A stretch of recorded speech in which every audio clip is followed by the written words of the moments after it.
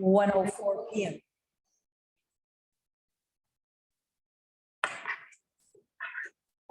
Do I have a mover on the minutes? Recommendation that we be approved as circulated from the minutes of August the 4th. Do I have a mover? Ryan, seconder, Malcolm, thank you. Carried. So new business, public engagement update. We've got the housing strategy engagement schedule, preliminary data. And Sarah, do you have a comment on that? I will, yes. So just at the beginning of the slides here, I just had a revisit to kind of where we are in the process right now. So we're still on a holding pattern in the engagement phase. So up next are going to be our stakeholder and right holder workshops. So we've got a list together and we'll be reaching out to those contacts very soon to schedule those discussions to get some more feedback. I expect we're going to get a lot of feedback around seniors housing, for example. So we may see some expansion in our strategy there. Next slide, please.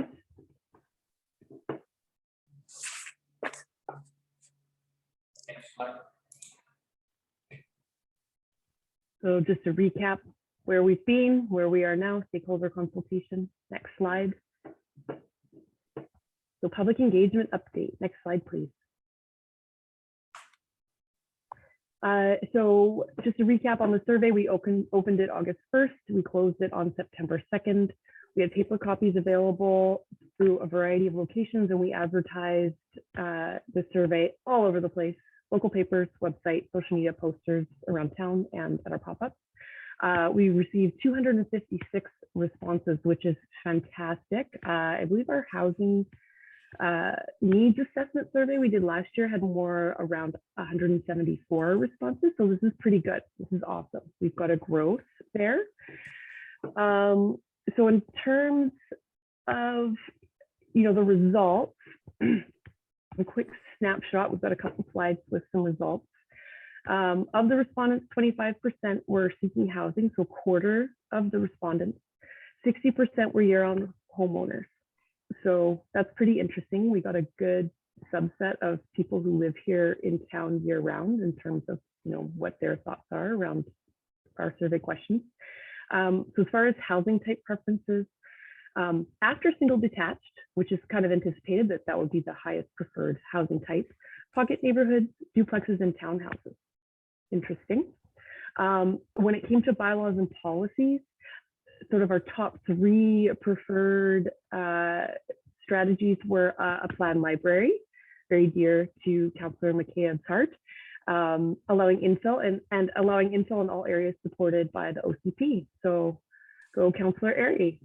As far as tenure, quite a few responses, and these all had higher than 30%, significantly higher, was for tenure. AHOP program, so I think we're all familiar with that, we talked about it a few times. A rent to own program, housing co-op, lots of support for party walls, which is great. It's an existing tool that we already have, but hasn't really been used. So a great place for getting the word out there. And strata. Strata's kind of lagged significantly behind, but still had over 30% support. Next slide, please.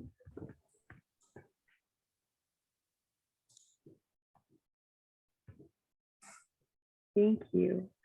So when it came to the questions around infill, all low density areas surveyed all received positive responses. So the tree streets kind of lagged behind there. I mean, to my mind, they're the most easily developed compared to some of the others, but all good. So as far as infill types, townhouses, smaller parcel sizes, and then closely followed by pocket neighborhoods. And I say closely followed because it wasn't quite 30% response rate on that one. But we did see it as a preferred type higher up on the previous slide. Questions about accessory dwellings, types that were preferred, carriage houses and garden suites. I was a little surprised there. I expected garden suites, but maybe people aren't familiar with what they are. So I expect them to have higher response rates in carriage houses. Accessory dwelling combinations where it's a single family home with 2 suites, that came up quite like at the forefront. Duplexes with suite, lots of support there. Townhouses with suites, which could, depending on where they are, be more like a carriage house because of the floodplain. And triplexes with carriage house. So in terms of incentives, so we did ask a question on there, you know, as a property owner, homeowner, what would incentivize you to provide an accessory dwelling? Top 3 responses were if there's a property tax incentive, where the building permit fees were lower, and where it would, you know, help them own their home, like as a mortgage helper. So then questions about our commercial areas, town center, top 3 responses for types of, you know, housing development you see in the town center were mixed use buildings, live work combinations, and urban pocket neighborhoods, which was really exciting to me because that's it was an image of a urban wooner where there's it's centered on a shared access space, so vehicles and people hanging out would be in the same space, as opposed to around a common garden area. So I thought that was really interesting that there was support for that and a lot of interest in it. In terms of development that people thought was the best fit for next to the town center, so that kind of outlying areas just around there, so say Shook Swap, Riverside, would Martin Street fall in there? Probably not. Temple. Town center adjacent, mixed use buildings again, urban townhouses, which are more closer to the sidewalk and they don't really have a front yard, and apartments. And then highway commercial, very similar, mixed use, live work and apartments. And the live work in this context was more of a warehousey type thing, like you would see with our home hardware currently. There's 3 apartments above our home hardware, so that would be more kind of the context that I was trying to convey in the survey. So I think that's it for survey responses. Did anybody want to talk about them? Yeah, I've actually got a question. Yeah. So when we're talking about incentives, accessory dwelling incentives, there's property tax, permit fees, and mortgage helper. On the property tax, once their structure is built, so say I go in and I put in an accessory building and it's a carriage house, what is the impact on my property taxes moving forward once they've been reassessed? Is there a lift to that? Right, so that's where the property tax incentive component comes in, and that would be through a revitalization tax bylaw, which is something that you were asking about. And so we are going to talk about that next. Okay, because I just see as one being, the permits are an impact like on an immediate, on the construction of it. Mm-hmm. And the property tax, if in fact it changes, in other words, their annual property tax goes from 2,500 to 3,200 because they've added an additional structure to their property. Right. So well, how does that weigh in longevity as far as the district and our tax base and all that kind of stuff, and what benefits? So benefits the property owner, and the implications are kind of equal everywhere. Yeah. Right. Yes. So if we're ready to move on, we can talk about the revitalization tax bylaw and the powers we have there. Unless anybody else has questions. Okay. I just had a question on the survey, just a Go ahead. Yeah, Malcolm. just a high level, like before I asked, we could restructure those bar graphs so it shows from the lowest to the highest or highest to the lowest instead of in the sequence of the questions asked. So it's more it's a better visual. It's just semantics, but I see them laid out. Bar graphs instead of, what do you want instead of bar graphs? Well, no, the bar graphs, but yeah, I think vertical, I suggested vertical, but not just vertical, but in sequence of lowest percentage to highest percentage. Because then it's a better visual. But then, yeah, maybe it is. And I think it changes, but it changes for each. This way you've got a consistency of, you can see where that line one is always the same product. You can, so there's different ways to look at that. But The yeah, intent of this is. Yeah. Which is the lowest, which is the highest, and this is. okay, Horizontal. Okay. Okay. Lowest to highest, okay. or highest to lowest. Or highest to lowest. What, either way, okay. Sarah, is that possible?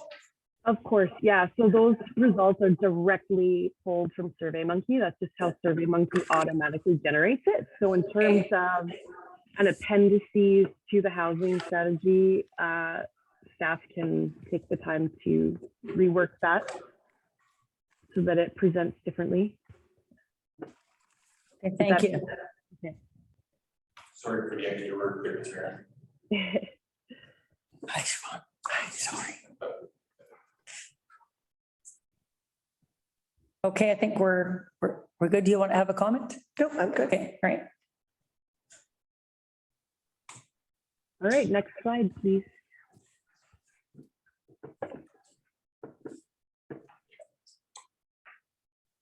All right, one more.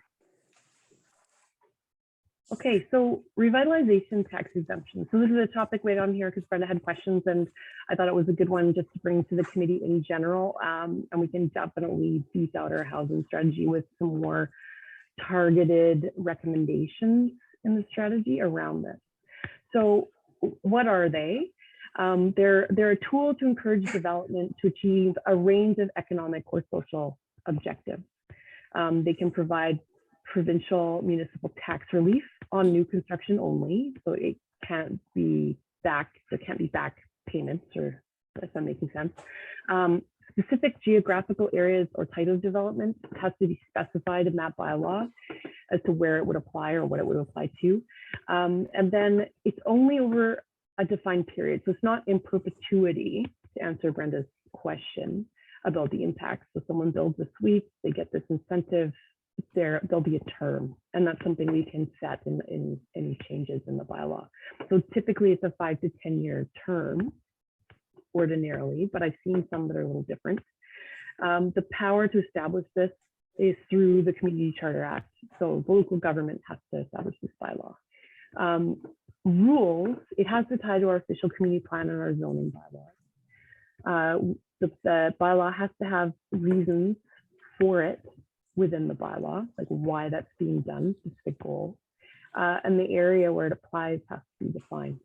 So our current bylaw, the district, is bylaw 917/2016, and it is under review for update. So it's gone to the Select Finance Committee once last year, and it's still on the docket for that. And we do have an opportunity at this time to influence that review process.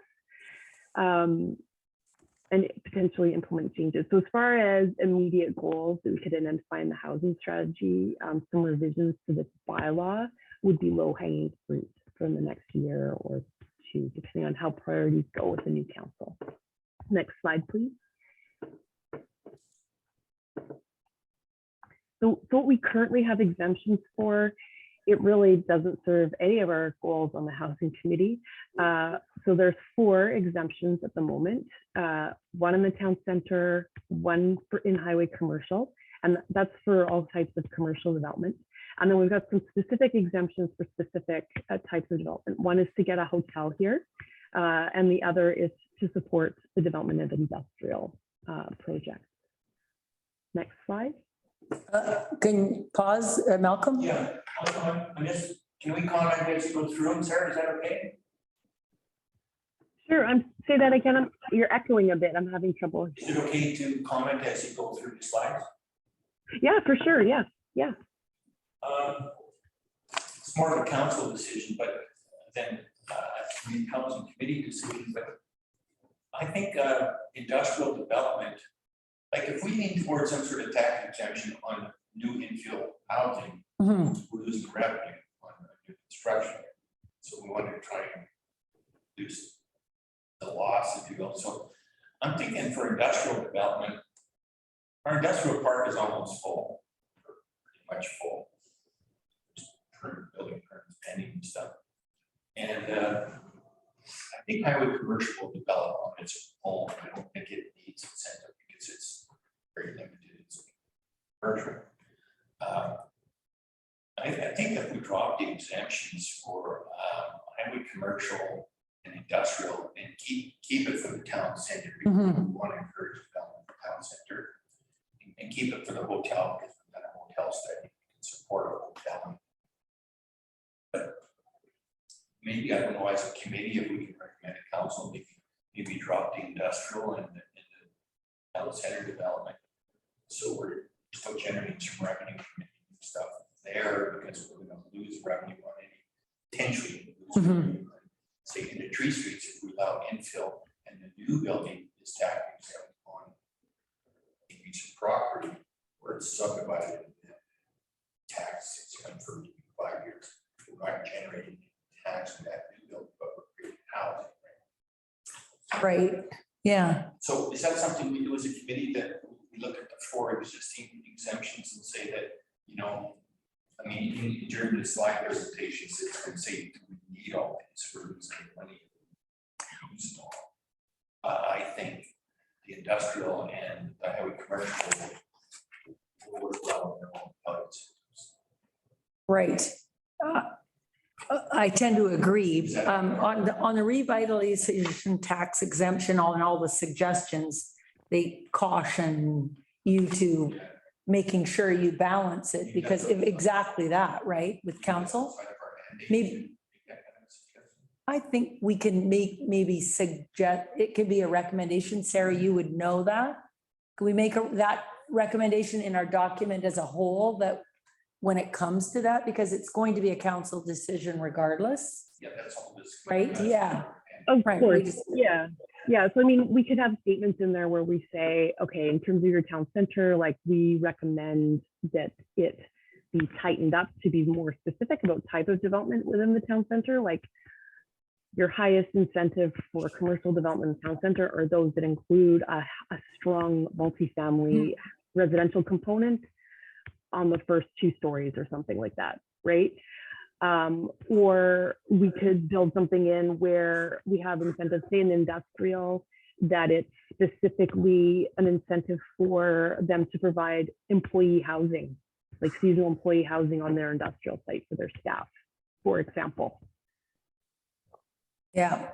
Does that make, yeah. Anyway, we could make some statements that have more to do with housing specifically in these areas, and also make recommendations around maybe adding some areas that have to do with housing. And is that something we're going to compile today or over the next few weeks? Are some of that's going to be in your document? It would be in the document, yeah. And are we going to discuss that this afternoon once we get kind of to the end? Unfortunately, because I've been sick, I don't have a document for you. I'm very sorry about that. And at this point, it would be great, you know, to get our stakeholder consultation done as well, because like I said, I suspect we're going to end up adding in a whole component around seniors housing that we don't currently specifically directly discuss. So anyway, I do have an example of revitalization tax exemptions. This is Kelly's favorite example that she's been looking at. This is the city of Kelowna. So what theirs does, I mean, it supports other things, not just this, but this is what it specifically supports in terms of residential uses. It's purpose-built rental housing projects. That's what they're targeting, a very specific type of housing. And this is within their core area, so their town center and their identified village centers. And those village centers are around their university districts. They get 100% of the revitalization. So that what they've done throughout this bylaw is there's different percentages for different types of development. And when it comes to this, they would get 100%. When you say 100%, you're talking property tax exemption? Yes. Okay. Yeah. So that's just what they did. In order for a project to qualify for this exemption, it has to be subject to a housing agreement with the city that's a minimum of 10 years. It has to comply with the OCP land use designation. So it doesn't matter what the zoning is, but if the OCP is supporting housing there, then it would need to comply with that. When it comes to single detached or semi-detached dwellings, there is a longer agreement length of a minimum of 15 years. And then there's an exemption where from the housing agreement requirement, if they've already got an agreement with BC Housing, it's a long-term operating agreement of a minimum of 15 years. So yeah, it's all pretty, it's pretty interesting. And it's interesting if you look at the bylaw itself. I did send Scott down with a bunch of copies if you wanted to look at it, because they've structured some of their other commercial ones in interesting ways where I could see that we could kind of leap off from that in terms of what Sycamoose needs. Next slide. I'm just kind of spitballed a few ideas on here. So we could do it for purpose-built rental housing projects, for example. We can specifically target seniors housing projects. And we can also target purpose-built rental ADUs. So this is accessory dwelling units. This would be the infill program that's accessory dwelling. And we could also target the conversion of existing floor area. So, and we could leave it kind of open language like that, where it would fit a range. Like, so say somebody's taking a large 2-story, like split level, single family home, and they're converting it into a duplex or a triplex, or they're creating an accessory dwelling within that existing building. So that would be more like a renovation type incentive.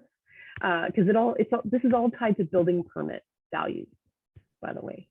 And then we could also do something where that helps to support the inclusion of accessible units within a development project. And what I'm talking about there is for people with mobility issues, that type of thing, where, you know, maybe a building, it's got some units on the ground floor, and perhaps those ones would be designed with wider hallways, wider doorways, roll-in showers, so that it's, you know, available for anyone that would need something like that.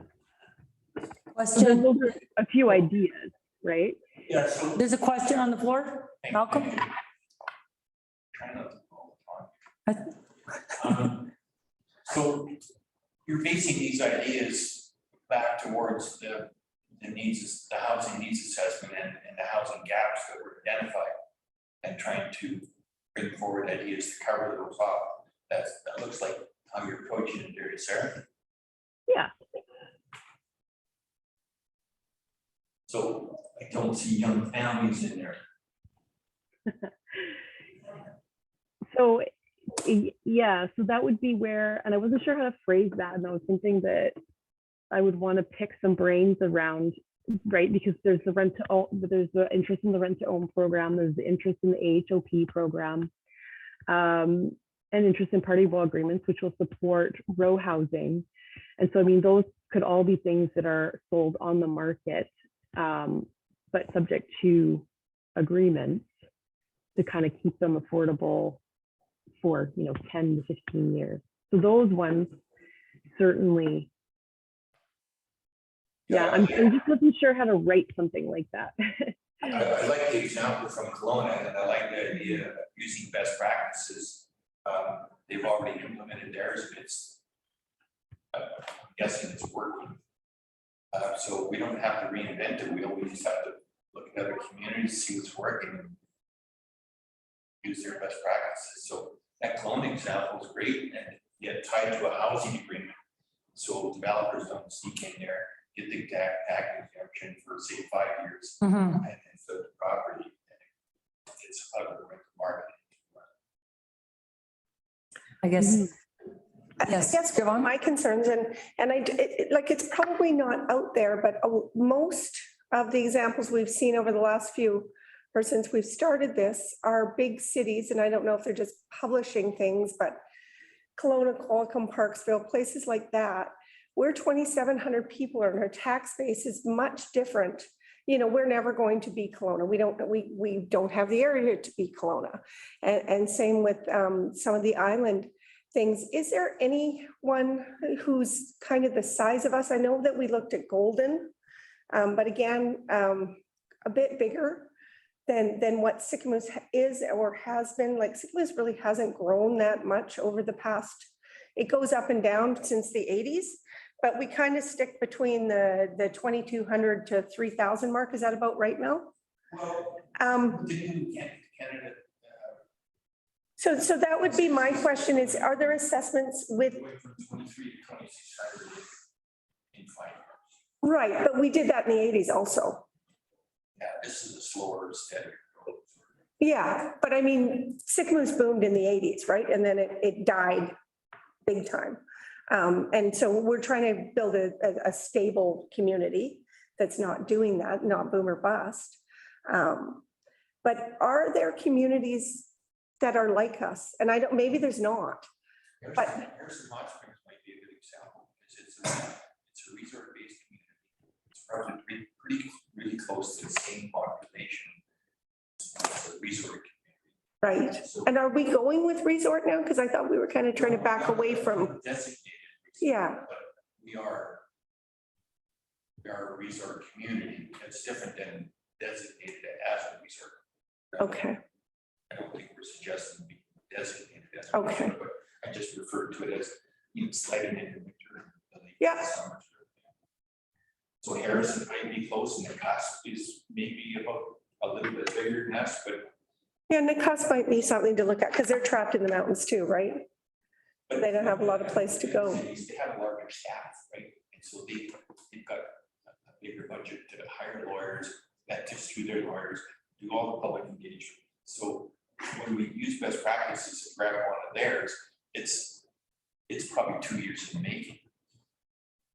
And it's conceptual only. I think basically it's concept. So is it that size and scope? Probably not, but the model or the principles of which it's built can be applied to what we do. I think that's, To an area thing, but we're never going to have the tax base, right? Like we can't say, hey, we're going to do this because we're just not going to have the tax base to support it. well, but is it us or is it a developer? Right? It's incentivized for a developer to do something like that, Or retreats, it could be a homeowner retreat. right? It could be. Yes, Ryan. I think we just saw a picture of a big building and then we're looking at these ideas, but I think probably, I think just to be clarified, Sarah, these sorts of projects could also be like 3plexes and 4plexes Mhm. and lots of stuff that we saw. I think there was projects in Invermere stuff where you saw what looked like a big single family home. It would actually be 3 or 4 individual units that were built on a single large city lot. And we could be incentivizing stuff like that. Yeah. Exactly. And well, and that's what I was also talking about, even smaller scale. We're talking about somebody adding on a small secondary suite to their existing house, right? Doesn't need to be some huge thing. So yeah, the previous slide, it had a picture of, Kelowna's program has been very successful. And I was just showing like, here's a building that they just got, it's building out through their tax revitalization bylaw this year. So that's what that was. I mean, yeah, I know we're not going to build something quite that big, and we're probably looking at smaller things, but it can do the same thing. Yeah, Sycamore scale, absolutely. The principle and the procedure would be the same. Hmm. Just smaller scale. Yeah, well, and we also have, like, Kelly is an amazing resource, who's very experienced in the field of providing housing as well as finance. And we'll get, this will all be run past Kelly too, in terms of figuring out approaches with a bylaw like that would be viable in terms of affecting our tax income, right? That's going to make sense, because there's also going to be payoffs too, right? Like if we have housing that workers can live in, and then it starts to help our year-round economy, right? Because there's year-round workers, and it all starts to like feed off each other and starts to, benefit in other ways. So. Any more comments? Questions? Okay, next slide. Yeah. Okay. So next slide, there's another webinar coming up that I was made aware of. Carly shared this, and this one actually could be really cool to check out. It's an organization that supports the creation and management of housing co-ops or any other kind of thing. This particular group, Cooperatives First, they also support co-ops for other things, and they work in rural and Indigenous communities that do things grassroots. They don't have a lot of support from government. They just go and do it themselves, because anyone can form a co-op, right? But they also have done things like getting a daycare or a gas station or a grocery store, not just housing. So it's actually pretty interesting. But what they're doing is a webinar about seniors housing in rural communities and helping them age in place. And that's happening in a few weeks. So November 16th on Mountain Time. So it's probably actually more like 10 to 11 a.m. And they've got an example of 2 communities that have used housing co-ops to address this issue successfully. So they've got these community leaders from these 2 communities that will be presenting their example and having a lively discussion, as they call it. So I noticed that the link on the agenda wasn't working, so I can forward the link to anyone that's interested, but you can also, I've got the web address on here, cooperativesfirst.com. If you want to check that out. And that's all I have for you guys today.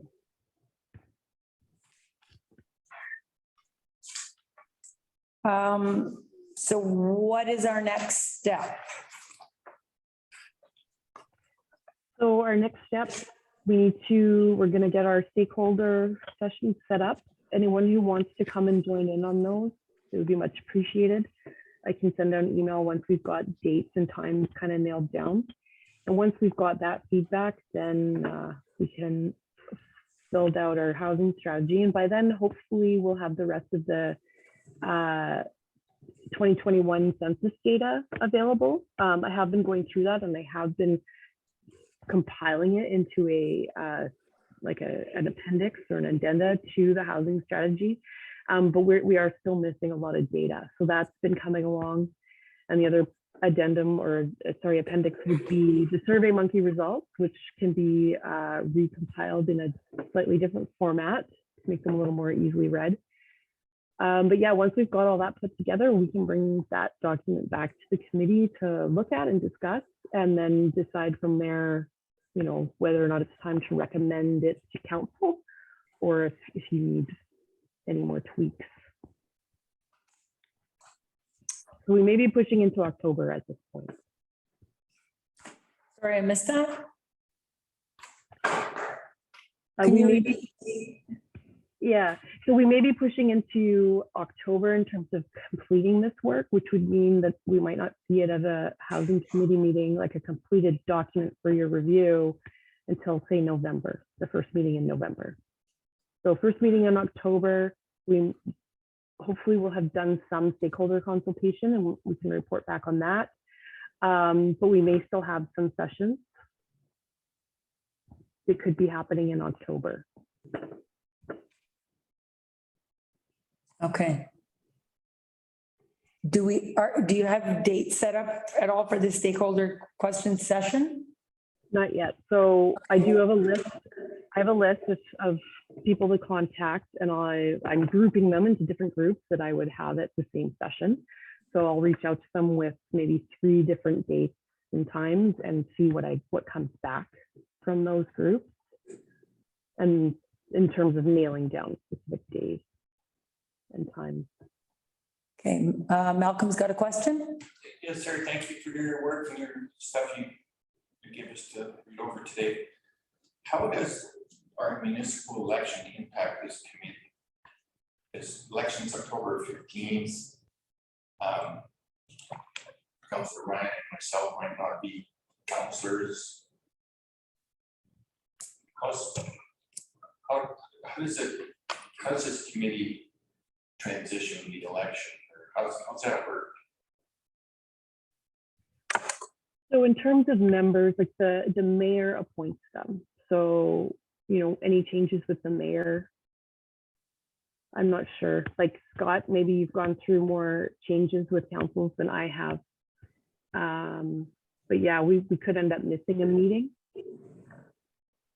I would think people have been appointed by the mayor, and I guess the new mayor, or if it's the old mayor, the existing mayor, then they could probably look at changes to appoint new people and find out who wants to be part of the committee again. I think we're 1 member short, so we will be seeing some change, but I would say everybody's on the committee serves at the Pleasure of the mayor. Just curious. It's a good question. If we have a meeting in the third week of October or November, under whose authority do we exist? Maybe we talk to Terry. We find out, but to me, it would be maybe there's a transition. So there's our meeting in October, the first week is our regular meeting, the next week or the next month in November, maybe it's, I think it would. we meet. I think we need to, yeah, to finish it. Maintain the Yeah. committee as it exists. Yeah.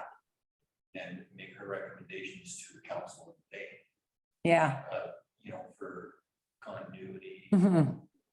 transition, seamless transition sort of thing. So maybe we just keep going unless someone tells us to stop. Yeah.